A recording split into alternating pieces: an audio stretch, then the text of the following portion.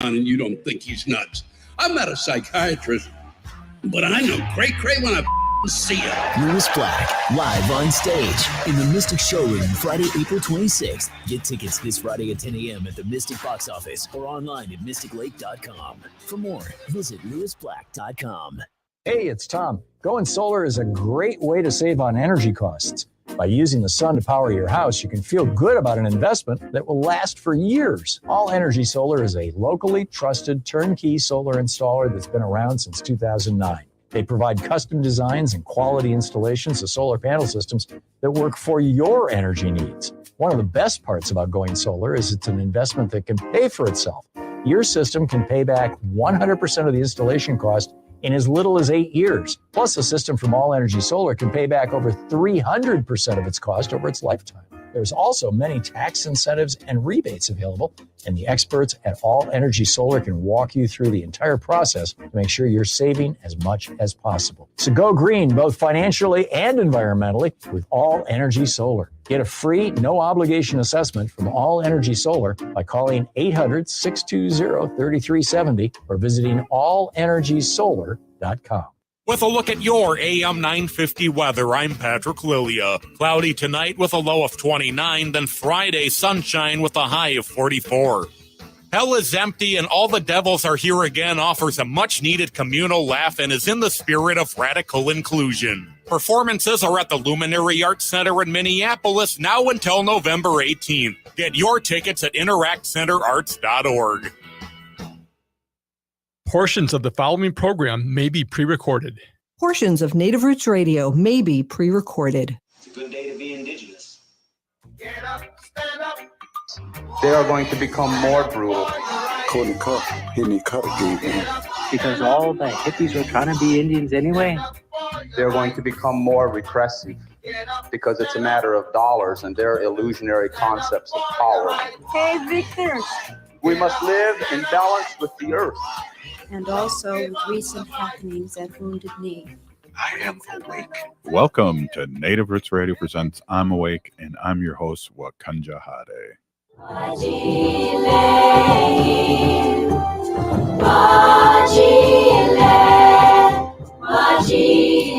Hey, welcome to Native Roots Radio presents I'm Awake, and I'm your host, Robert Pilot. Hey, we discuss local, national, Native news and events, and as you know, Haley, Native issues are human issues, and human issues are Native issues.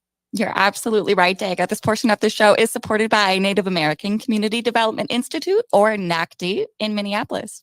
Hey, speaking of which, we have Robert Lilligren, who is the CEO of NACDI, and we are so always fun to have Robert on, and a lot of information here in the Twin Cities and all over Turtle Island.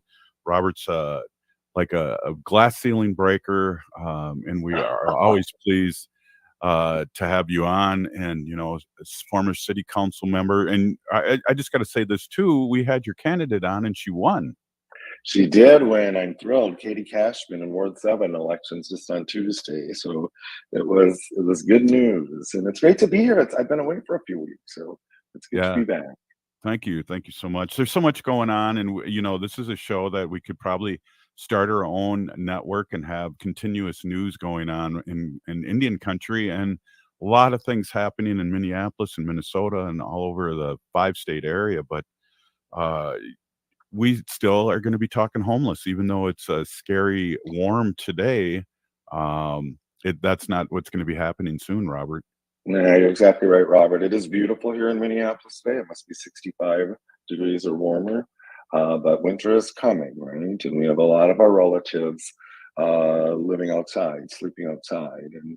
And so plans for how to best care for our relatives who are unsheltered are ramping up really quickly. A lot going on in Minneapolis. And we have some major encampments.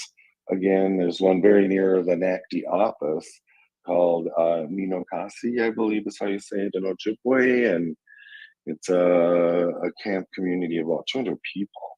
Wow. And it's on city property, a city private city-owned lot. The mayor called a bunch of us into his office this week to meet on it and to discuss it. And it's difficult. The city has sort of a zero tolerance for encampment, and somehow this encampment has been allowed to remain for about 3.5 months now, and they haven't moved on it. And then the community's very split on this. We all want what's best for our relatives, but we disagree on what the approach is. And so some people are very protective of encampments and protective of the people there. Some of us are more interested in seeing our relatives in more safe and stable housing with the services and support they need. And so it's very dynamic. Yeah, it is. And there's a lot going into it. I know during the Wall of Forgotten Natives, I learned a lot. And Wendy worked in the HIV community for many years, and sure saw a lot of our relatives there that she knew. And of course, she didn't tell me who they were or that she saw anyone until well after we were there. But there were so many different issues of everything from afraid to go to a shelter and get their only belongings stolen and things like that. It's just things I had no idea about. Right. Well, and the Wall of Forgotten Natives that you talk about was a really large and high-profile encampment here in Minneapolis. We'd never really seen anything like that. That was 5 years ago. What? If you can believe it, I know. And not much has changed in the system to support our relatives since then. But it was like encampment of about 200 plus tents, maybe some 200-300 people in a very, very public place right in the Native community along the American Indian Cultural Corridor, and it changed a lot of people's perspectives. And it was very telling that when our relatives felt they needed help, they came right into the heart of the community, right, and set up this major encampment. We all learned a lot. These were people that had been living without shelter previously, just not together, right? And it's really reframed the dialogue since then, but not a lot has changed in the system. And I'm sort of part of the system, and I'll take some accountability, but it's been so frustrating. And I remember back during the era of the Wall of Forgotten Natives, our state housing authority convened the Minnesota Interagency Council on Homelessness. So it was all of the cabinet members, all of the state agencies that could do something about it. And at that time, we got some new data from HUD that disaggregated data around unsheltered homeless people. And at the time, Native people were 17 times more likely than white people in our state and region to be unsheltered. And that was the first time I saw that statistic, and I started crying. Wow. It was really traumatic. So today, a Native person is 28 times more likely to be unsheltered than a white person in our region. And so we're moving the dial in the wrong direction. Wow. Is that just because the waiting lists for public housing are so long, or why is that? Well, I have my opinions, Haley. Thanks for asking, but I think it's because there's a sort of an unwillingness from those who hold resources that can really address the issues that contribute to a person being unhoused. They're unwilling to step in because it's going to be costly. It needs to be people-centered. It needs to be culturally specific, and it's going to be expensive. And so you have all the public jurisdictions, the city, the county, the state. You have the philanthropic resources, the service providers, but none of them are really stepping in to collaborate and commingle their resources. And I suspect that if we were willing to do that and step in with our resources rather than step out and sort of protect our silos, I suspect we haven't enough resources going in to the solutions that we could actually move the dial in the right way. But until something or someone makes us all sit together, put all of our resources on the table and figure out how we can better leverage them, we're going to keep struggling like we are today. Well, it showed, one of the things that COVID showed when we were totally shut down, Robert, is that there is resources. There were resources coming out of the clear blue sky, whether it was for vaccines and all these things. So I'd like to see him make one less B-1 bomber for $1 billion and house everybody that needs housing. Here. And it's more than just housing, right? If the solution were as simple as a roof over someone's head, we'd be solving this, right? There needs to be a solution specific for each individual who isn't housed and each of our relatives living outside, and that's not going to be easy. But I am with you. I think our priorities are misdirected, and that we need to center the people, right? This is very interesting. It's interesting having folks. This current camp has about 200 people living in it, and it's being run in a more community focused, people centered way. Our relatives do ceremony every day there. They're trying to keep order, but it still isn't ideal for someone to be living there. But there's an advantage when you have a bunch of our relatives together. You can engage them. I think of the 200 people at the current camp, big encampment, 125 of them, I think, have housing vouchers, so they can be navigated toward safer, more permanent housing. That is a bit of an advantage of having folks all together. You can touch more people's lives. Yeah. Wow. That's amazing. We got a couple minutes here in the segment. I always like Robert, and I know we talk about a lot of things that are happening, and I always like to get a call to action. What do you think our listeners could do as a call to action? Yeah, I think engage. Two things. One is engage with policymakers and other resource holders, making it clear this is a priority, not just clear the camps, but to really care for these people. And the other is engage with some of the community level grassroots service providers. Don't just show up and drop off a bunch of clothes or food, but there's a lot of coordinated efforts going on, and just look for who's helping out. Yeah. Wow. Hey, we're here with Robert Lilligren, CEO of Native American Community Development Institute here in the Minnesota Twin Cities, Minneapolis. We'll be right back after this short break. More with Robert. Stay with us.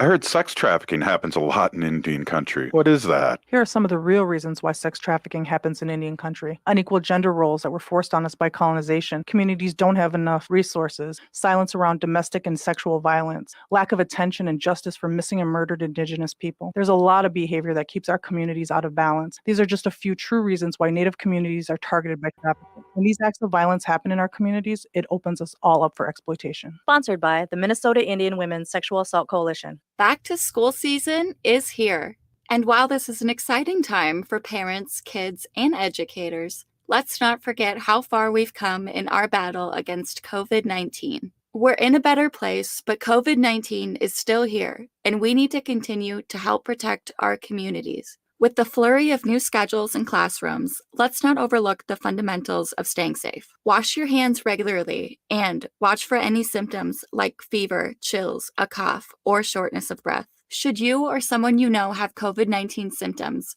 stay home and get tested. Find more tips on continuing to be safe at health.state.mn.us. Let's have this back-to-school season be a time of renewed commitment to our collective health and brighter future for our Native communities. Again, find more tips on continuing to be safe at health.state.mn.us. This message is brought to you in partnership with the Minnesota Department of Health. Unveil the captivating world of Native photography at the Minneapolis Institute of Art. Their new exhibit, In Our Hands, Native Photography 1890 to Now, turns the camera around and puts Native photographers in control, featuring hundreds of photographs captured by generations of First Nations, Métis, Inuit, and Native Americans. You'll view the world through their lens, revealing the beauty and complexity of Indigenous heritage. Don't miss this incredible experience. Visit In Our Hands at the Minneapolis Institute of Art now through January 14th. For more info, visit artsmia.org. You're listening to Native Roots Radio. This is Spirit from Reservation Dogs. Get up and listen.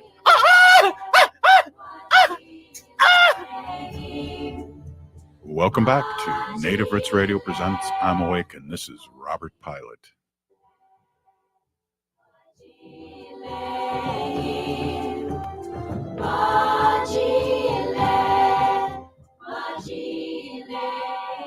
Hey, welcome back to Native Roots Radio presents I'm Awake. This portion of the show is supported by the Minnesota Indian Women's Sexual Assault Coalition. Great organization, been with us for over 6 years on Native Roots Radio, and really, I just have to give a shout out too, quick, to the owner of AM 950.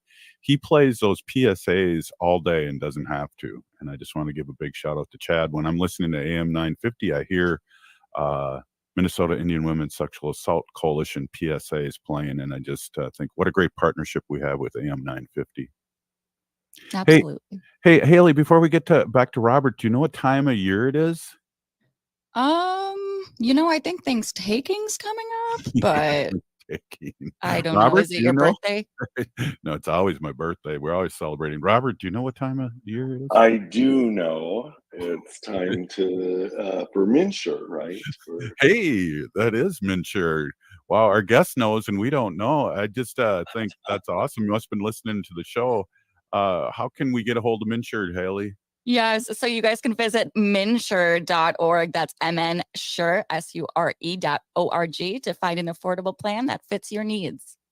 Absolutely. Hey, we're here with Robert Lilligren, again, CEO of Native American Community Development Institute, which goes by NACDI, and it's that time of year again, Robert. I'm wondering, it's Give to the Max. Can we give a shout out to your organization here? Yes, please. Give to the Max Day. So it's an aggressive fundraising day. Folks can go to NACDI.org, NACDI.org, if they want to give to NACDI and support our work there. And there's just a number of Native organizations who participate. And it's I don't know if you've seen this, Robert and Haley, but it looks like giving is kind of down to charitable organizations, and so we're trying to buck the trend here in Minnesota. So if you can, please give to the max.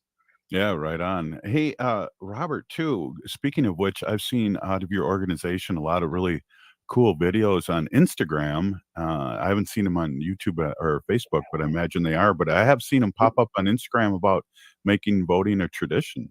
Yeah, make voting a tradition, a hugely successful civic engagement initiative at NACDI.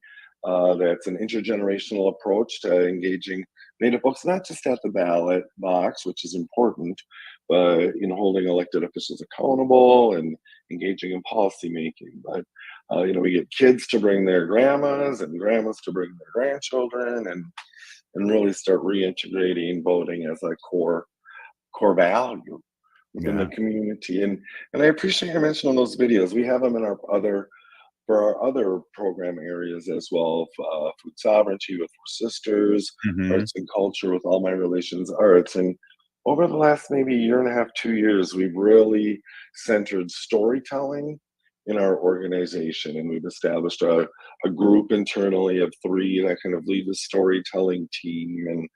And it's really made a difference. It's kind of turbocharged our ability to get information about our organization out there. So I appreciate you mentioning that, Robert.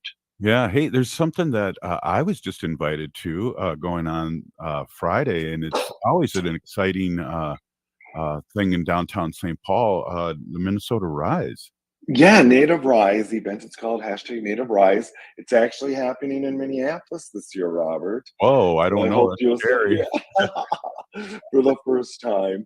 It's on Windows of Minnesota, so the 50th floor of the IDS Center. So wow. Yeah, and the theme is Soaring to New Heights. But this is a social and dinner and program and an event that celebrates what we're doing here in the Native community. And it's a great networking event. We get a lot of policymakers and other resource holders. It's Friday, November 17th. I'm pretty sure it's sold out at this point. Our feature will be Kara Jade Myers, who plays Anna in Killers of the Flower Moon, and who's also a organizer and writer. And it's just a really special event that has been put on by the American Indian OIC and Dr. Joe Hobart for, let's just be about 5 years now. Something like that. Well, I remember it was really bougie the first year. I wasn't invited, but I've been sneaking in ever since. No, you're right. It is a little bougie, but it's a good group of Native folks. Our Lieutenant Governor, my white earth sister Peggy Flanagan, will be a featured speaker there, and it's a great forum to kind of get our messages out. And we'll also have a local comedian, Trish Cook from Red Lake, who will be performing. So it's going to be something special. I'm glad you can make it. Yeah, and thanks for the invite. I think it's really important that we talk about these things because a lot of our people that listen to the show are white people that enjoy us natives and support our natives, our white allies. They really don't hear about these things that we do in this kind of a fun and snazzy way. They think of us in different ways, but it's really good. I'll probably wear a sport coat and put on that cool bolo tie I have too. Oh yeah, I'm familiar with that tie. Yeah, it is kind of fun, and it's but this is it's a power building strategy, right? Yes. It's to let people who make decisions about our community, who hold resources that can support our communities. It gives them an opportunity to see what we're doing, and it's always been a good time. And were you there last year when there was this hideous ice storm that hit just beforehand? I think it took me an hour plus to get to St. Paul, which is usually about a 15-minute drive from here. But looks like we'll have better weather this year. Well, we talk about groups like this or happenings like this around the Twin Cities, and I know Haley was really impressed that the governor knows my first and last name. But that's how open this administration is too. Agree. We're very fortunate here, and I think we as a community are taking advantage of the access and opportunities we have now. This event being a perfect example. At our table tomorrow, we'll have 2 incumbents Minneapolis City Council members who are from very different sort of ends of the political spectrum on the council. We like everyone to get together and get along and cover our bases. We'll also have a new council member elect, Katie Cashman. Hey, had on the show. Yep. So she will be there as well. So again, it's an opportunity to help educate these influencers about our community. Well, it's exciting, and I think every little bit helps. She won by a kind of a tight margin there, and I think whatever we could do here at Native Roots Radio to help or to get the word out of who this young candidate is. What about St. Paul? All women city council members, and I think all 7 are under 40 years old. Yep, and by far a majority of them are women of color, right? Yes, all but one. That's historic. That's wonderful, and I've always been about trying to lift up the next generations. I wasn't involved in the St. Paul City Council races, but I'm satisfied as someone who's now entering my elder years. I'm very satisfied having this more youthful council. Katie Cashman on the Minneapolis side that we were talking about, she's just 30.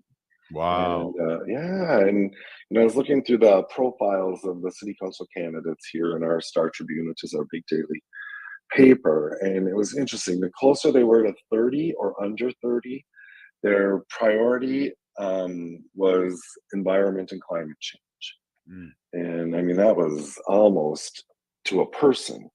And I know Katie says the same thing. Katie Cashman, council member elect, she said that's the issue of our generation. That's the crisis of our generation. And I find some comfort in having these young elected officials prioritize climate. Well, and not only the young ones, but we talk about this all the time here on Native Roots Radio, but our Gen Zs are engaged and running for office and are going to save us, and they don't get old. So when you see these polls for Biden only up 4% or on and on and on, it's a year away from the election right now. So it is getting to be that time of year. But they aren't, asking the Gen Zs who they're voting for. They don't pick up their phone. They'll text you maybe, but they aren't picking up their phone for a poll. Right. And that's the biggest voting block, right? Going into 2024. Yep. It's a whole different electorate. I love that you said they'll save us. That's what I'm counting on as well. That's where we need to be focusing energy and effort, is engaging younger voters. You know, you talked about our Make Voting a Tradition effort. You know, in the state of Minnesota, you can now pre-register 16 and 17-year-olds.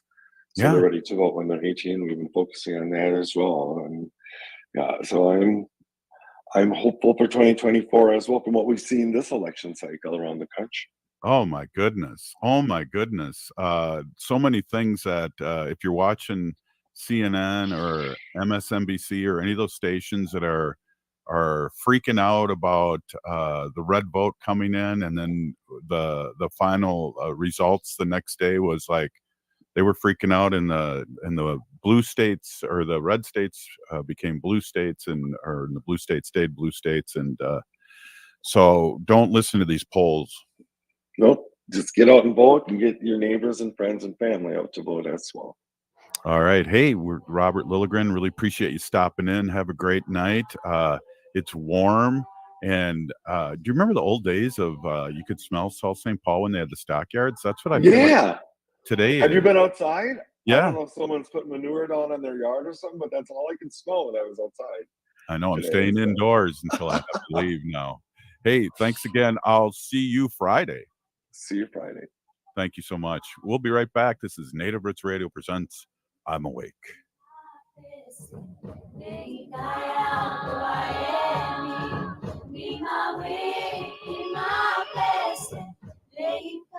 Hi, I'm Claudia with MinSure, Minnesota's official health insurance marketplace. With MinSure, you can compare health plans from multiple companies and get free help from a trusted expert. Whatever health plan you choose with MinSure, it's guaranteed to cover essential benefits, so you can get the care you need. See if you qualify for discounts, available only through MinSure. If you need quality, comprehensive health insurance, get started now at minsure.org. J&S Bean Factory is a native-owned, community-supported, cozy, artsy coffee shop which offers roasted on-site beans, live music, and baked goods. Relax in the beautiful outside patio. City Pages writes, voted top 10 coffee shops. Tucked into a quiet corner of St. Paul's Highland Park neighborhood, this coffee shop roasts beans on-site from the best coffee-growing countries in the world. Located at 1518 Randolph Avenue, St. Paul. The good stuff.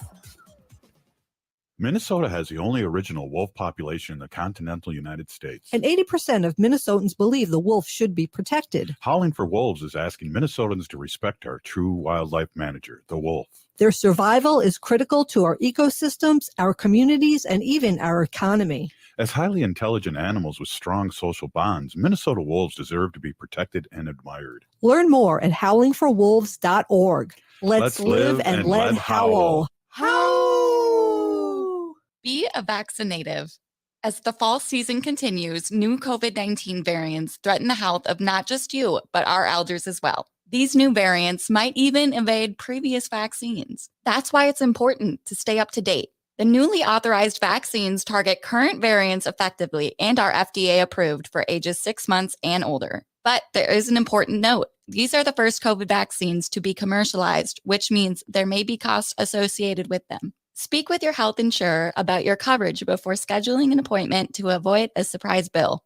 For those without health insurance, help is available. Ask your health clinic about options or visit vaccines.gov for free locations. Getting vaccinated protects you from severe disease. Don't put yourself or elders at risk. So be a vaccinative and protect our community. You can visit vaccines.gov for free vaccine locations. This message is brought to you in partnership with the Minnesota Department of Health. With a look at your AM 950 weather, I'm Patrick Lilia. Cloudy tonight with a low of 29, then Friday sunshine with a high of 44.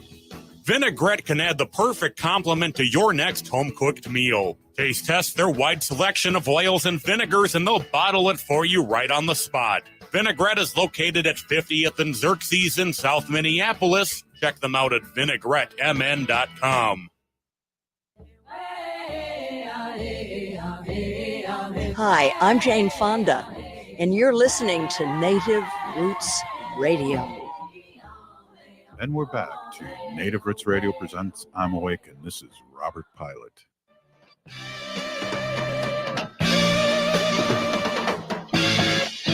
I was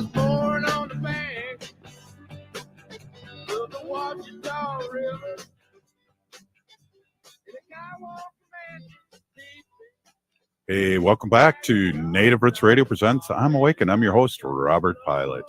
This portion of the show is supported by Native Roots Radio Network on Patreon. That's Native Roots Radio Network on Patreon.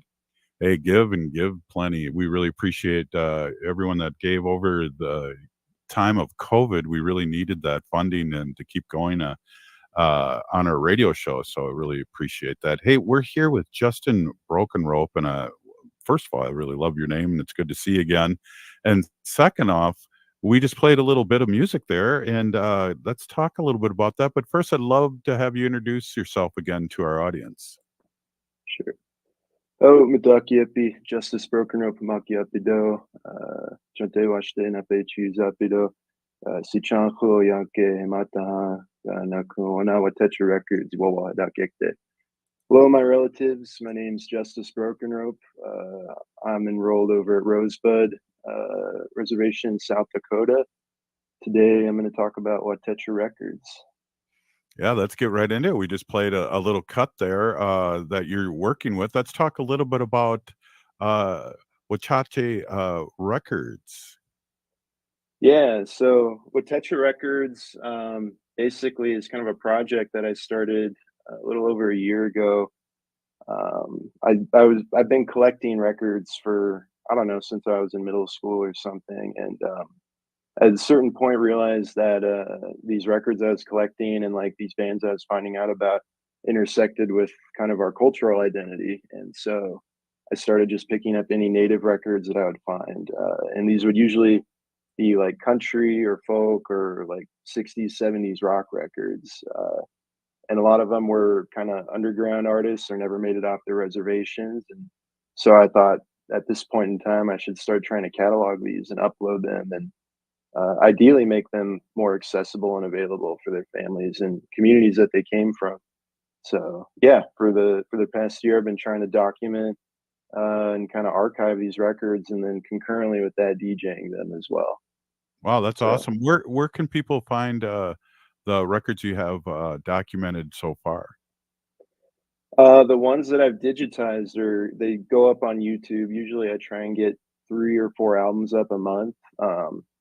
And then everything is also posted on an Instagram account. And both of those are watheca.records, WATHECA.records. But yeah, everything goes up on there, and I still have probably a couple hundred records I haven't digitized yet. So it's going to be an ongoing thing. Well, that's awesome. So do you just put the picture of the album up for YouTube? Is that how people can visually see it too? Yep. Yeah, I'll scan or take a photo of the sleeve of the jacket, the front and the back, and then any other information usually I can put on the description, like if you can find out who's in the band or what families they're from, reservations, etc. Wow, that's awesome. I love history, and that's history, and that's unmarked history too. And especially in those days when you could cut an album and basically sell it and promote it yourself, it isn't so controlled like the record companies are nowadays. Yeah. So who are some of your favorite, what are some of your favorite albums that you've discovered? And I want to ask you too, what were you surprised about? What surprised you the most? Yeah, I mean, I think maybe when someone asks me that question, like, well, who's your favorite native rock band? It's hard to pick one, but this band Sugluk comes to mind. They're like I think mid-70s band up in Canada, First Nations Inuit band, and they just sound like their reservations version of CCR. They absolutely rock, and when you listen to, that people were going buck wild at wherever they were playing back in the day. And I've seen photos of them, and yeah, I mean, wearing the leather fringe jackets and bell bottoms and boots, and I don't know, that's probably my favorite band that I've come across through this. I'm Lakota, so Buddy Redbow is a huge one for me.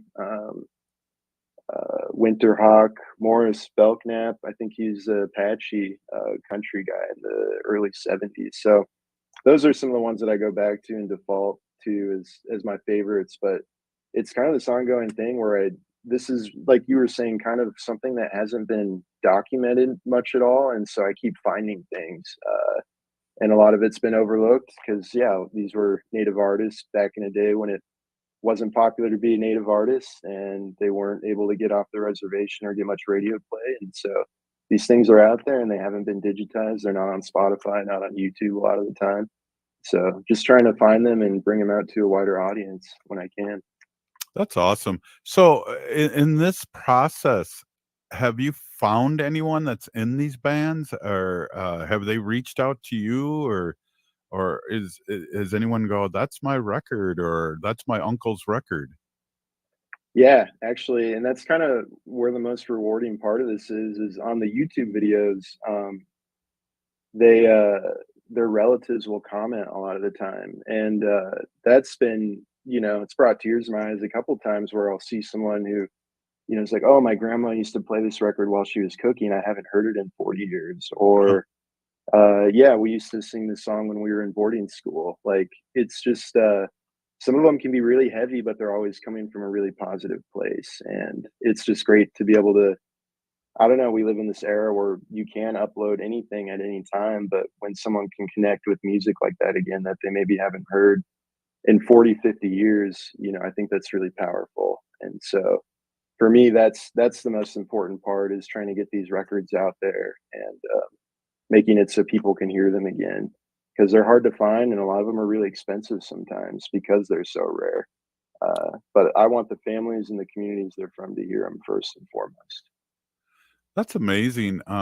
You could almost do a whole show on that, do a podcast or whatever on that, because music's good medicine. I was going to ask you too, were there any Chicago-like bands back that you've run into, a horn band of any kind? Because I played trumpet for 40 years. Yeah, I think maybe Archie Kavanaugh, I believe. I can't remember what tribe he is from. One of his records got reissued, but that's more kind of on like almost, there's a lot of like disco beats, but adult contemporary, and so a lot of horns and things like that on that. But yeah, I can send you some stuff that I know of. I can track down too. That would be cool, and it would be really cool too is that if you find somebody, we'd love to have them come on and interview them on Native Roots Radio. That would be really cool, because that's a gold mine. That's history. That's music, as you know, with the powwows and all the different songs we have really hit us in our heart. And so, there's we were making music, and we were also in the music business, and not just Robbie Robertson, but thank goodness he was around for when he was around, and we can't add Buffy St. Marie anymore. Oh, we can have a album burning a night or something here on Native Roots Radio, but there's more, and I think that's in all seriousness, that I think that's one of the things that we have to remind ourselves as Native Americans, is that there's a lot more artists out there that are being portrayed, whether it's actors, singers, that are Native American, that are, not getting the thumbs up okayed by our white community, but been in our Native community all these years. Mm-hmm. Yeah, I just want to make sure that these albums and these bands can be heard by the people that heard them first and who they were made for. And I don't know, I just think that's so genuine. And a lot of the times they're talking about their communities or what they were doing to have fun, like anything going on at that time back then. But yeah, it's from a real place, and it's from kind of the overlooked artists of the genre back in the day. So when you DJ, tell us a little bit about that. So I think of a DJ because I'm a hip dude from an NWA era. It's not the same kind of DJing. It's more of playing these music through. Tell us a little bit about that, and where and what we would expect to hear and see when you do that. Yeah, so I do physical like DJing at events. I have turntables, and in the Twin Cities, it's been like, yeah, Four Sisters Farmers Market, that Owamni Water Festival, things like that. I'll get invited to. I DJ'd an Indigenous film event at the Walker recently. So I do that, and yeah, people can book me for doing those sort of things. And then I also have a couple radio shows that have streamed from these platforms, Beloved out of Chicago, and then NTS that's based in London. And so those are nice because I get to create the whole recording in Dakota. So any of me yammering on during the session is all in Dakota. There's no English spoken on them. So that is in line with the kind of my language revitalization component, where we're creating more media in Dakota and Lakota to have out there. So yeah, those are kind of the main two outlets that I have for doing this. Well, let's play. What do you want to say about the band that we're playing right now? This is Washita Love Child by Jesse Davis, Kiowa guitarist from Oklahoma, but he did sessions with George Harrison, Clapton, Taj Mahal. Just wrote a bunch of bangers and a true rocker. Wow. Hey, so let's talk about the YouTube. What's the YouTube called again? The YouTube's Watheca.records, WATHECA.records, and it's the same with Instagram as well. And then that's also my email for contacting me for gigs or information, things like that. So it's out there. But yeah, if you just look up Watheca Records on Google, you'll find some of the stuff. And hopefully a record that you haven't heard in 30, 40 years. Justin, we got to do this again and have a longer segment, because I think there's more we can dive into. Hey, thanks for coming in, and let's catch up again. And Peeny Gigi, thank you for all your other work too, as a language instructor and keeping our Native community alive. Oh, Pidami,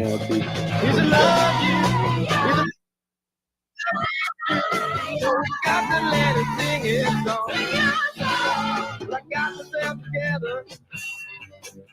Down the road, down the road. To the boogie, down. Minnesotans age 65 plus might qualify for Health Partners Minnesota Senior Health Options. The plan includes personal support, coverage for medical, prescription drugs, and dental, plus over 30 extra benefits. Eligibility information is available at healthpartners.com/oneplan. Health Partners is a health plan that contracts with both Medicare and the Minnesota Medical Assistance Medicaid program to provide benefits of both programs to enrollees. Enrollment in Health Partners depends on contract renewal. Are you thinking about college? Consider checking out Minnesota Private Colleges. These 18 nonprofit institutions keep the focus on students with small classes and professors who will get to know you. You'll find students from all backgrounds, and no two colleges are alike. And when it comes to cost, they're more affordable than you think. Find the college that's right for you at mnprivatecolleges.org/possible. mnprivatecolleges.org/possible. Unveil the captivating world of Native photography at the Minneapolis Institute of Art. Their new exhibit, In Our Hands, Native Photography 1890 to Now, turns the camera around and puts Native photographers in control, featuring hundreds of photographs captured by generations of First Nations, Métis, Inuit, and Native Americans. You'll view the world through their lens, revealing the beauty and complexity of Indigenous heritage. Don't miss this incredible experience. Visit In Our Hands at the Minneapolis Institute of Art now through January 14th. For more info, visit artsmia.org. J&S Bean Factory is a Native-owned, community-supported, cozy, artsy coffee shop which offers roasted on-site beans, live music, and baked goods. Relax in the beautiful outside patio. City Pages writes, voted top 10 coffee shops. Tucked into a quiet corner of St. Paul's Highland Park neighborhood, this coffee shop roasts beans on-site from the best coffee-growing countries in the world. Located at 1518 Randolph Avenue, St. Paul. The good stuff.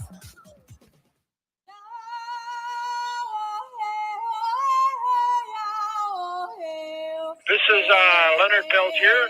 I am in Coleman 1, U.S. Penitentiary, and I'm listening to Native Roots Radio. And we're back to Native Roots Radio presents I'm Awake, and this is Robert Pilot.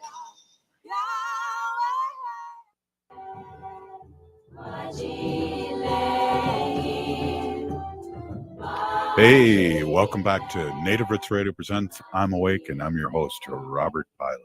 This portion of the show is supported by Howling For Wolves, protecting wolves for future generations. Oh,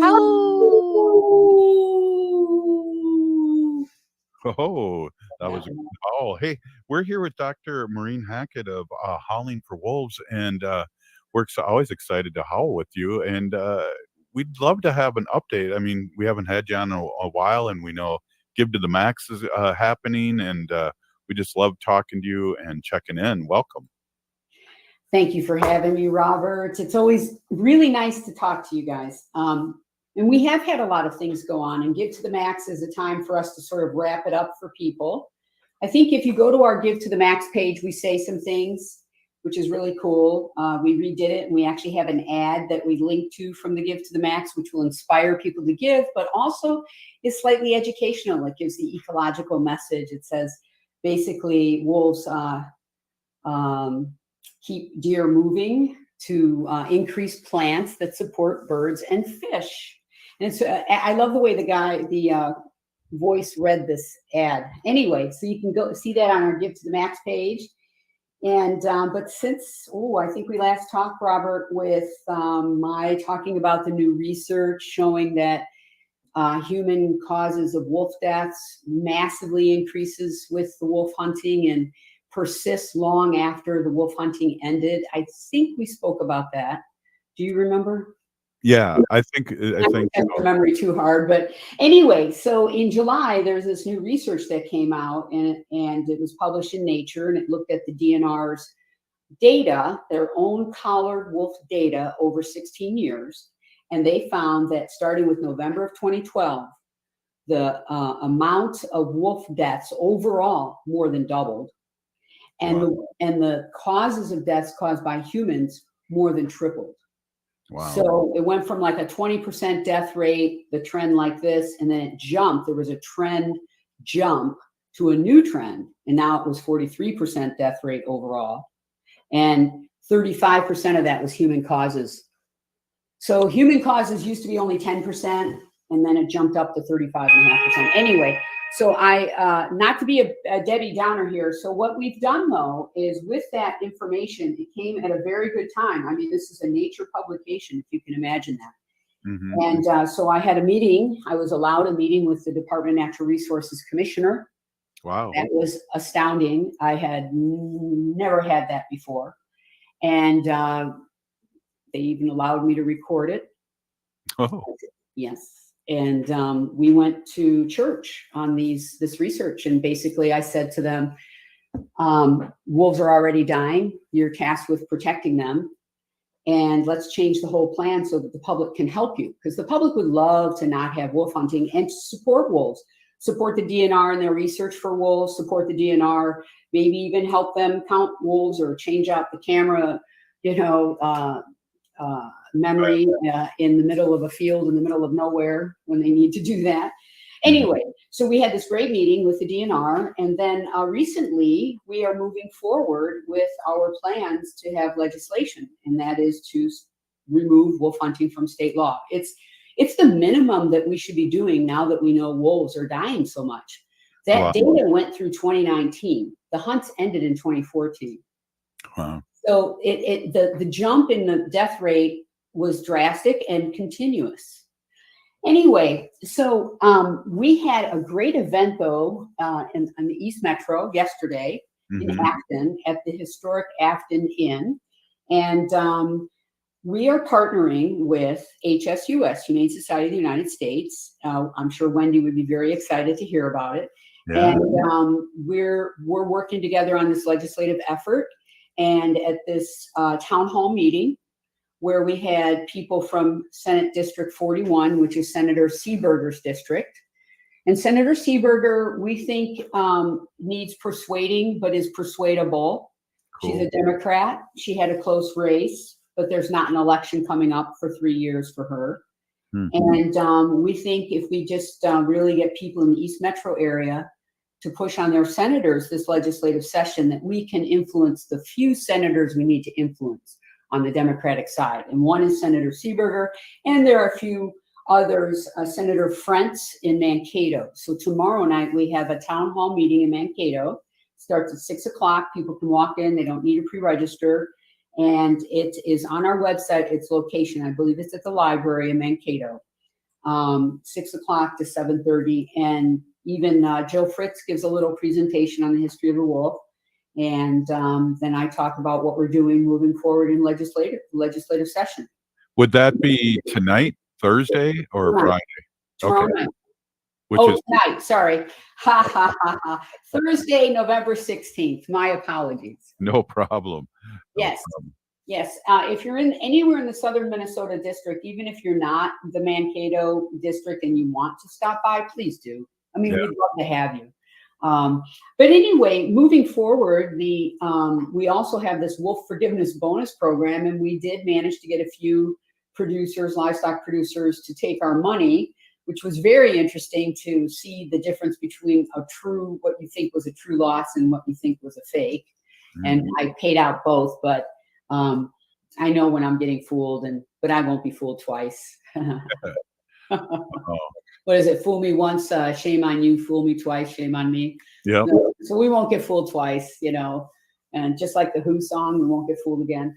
Anyway, so on that note, I think that's the update. Well, we got a couple more minutes too. Maybe we can get a little deeper in that buyback. Can you tell our audience what that is? It's called the Wolf Forgiveness Bonus Program. Right. And really the whole point was to turn people's heads. Basically to say, hey, we'll pay you even though you think a wolf killed your livestock, right? We will pay you if you're willing to forgive that wolf and not have the wolf killed. Mm-hmm. And now then we run into what's a very interesting situation where a livestock producer may call the USDA to assess their loss to try to get reimbursement from the federal government for the loss of the livestock. And then from us, they may try to get, which is fine, I'm more than willing to give it, money for not having the wolf killed. But then they run up against the USDA guy who wants to trap out all wolves he gets any complaints on because he believes he's creating killer wolves. Huh. He has a really weird mindset, but and I don't know what to do about him other than to try to keep pushing home the point that no, wolves it's not what you think is going on. Wolves are not growing everywhere. We don't have tons of wolves. They're struggling, and we don't need to be killing them as much as we do. So the Wolf Forgiveness Bonus Program is just kind of a twist to tell people, hey, you can actually earn money to not have a wolf killed, and just make them think about it. And we have had takers. So and it sounds like and fibbers too, huh? Fibbers. I had one fibber, but like I said, I won't be fooled again. Hey, we're here with Dr. Maureen Hackett, CEO and founder of Howling For Wolves, and we always love to howl and we think of our wolves. And I just hope because we're all over Wisconsin too with our show, Maureen. I just hope Wisconsin's hearing this. They don't need another wolf hunt, and that was just so devastating. And talk to your people, your politicians about that in Wisconsin. Very hard for them there, but luckily there is change happening in Wisconsin, but it is very difficult. And maybe Wisconsin maybe they'll have more of a way in with the courts. I don't know. But we did have some people from Wisconsin at our East Metro event, sort of taking stock in what is happening in Minnesota, how different it is than in Wisconsin. We're sad about Wisconsin, very sad about it. Yeah. Here, we want to demonstrate in the state of Minnesota that we can have all non-lethal methods and that killing a wolf can be a rare and regretful event. And that's what we need to do. Well, thanks for stopping in and giving us a great update. And thank you always, all these years of support to Native Roots Radio. We really appreciate you and all the great work. I think what we got to do, Haley, is do one more call for this show this portion's brought to you by real quick. Okay, and give to the max. This portion of the show is supported by Howling for Wolves, protecting wolves for future generations. All right, remember to give to the max. You're listening to Native Roots Radio presents I'm Awake, and we'll be back tomorrow.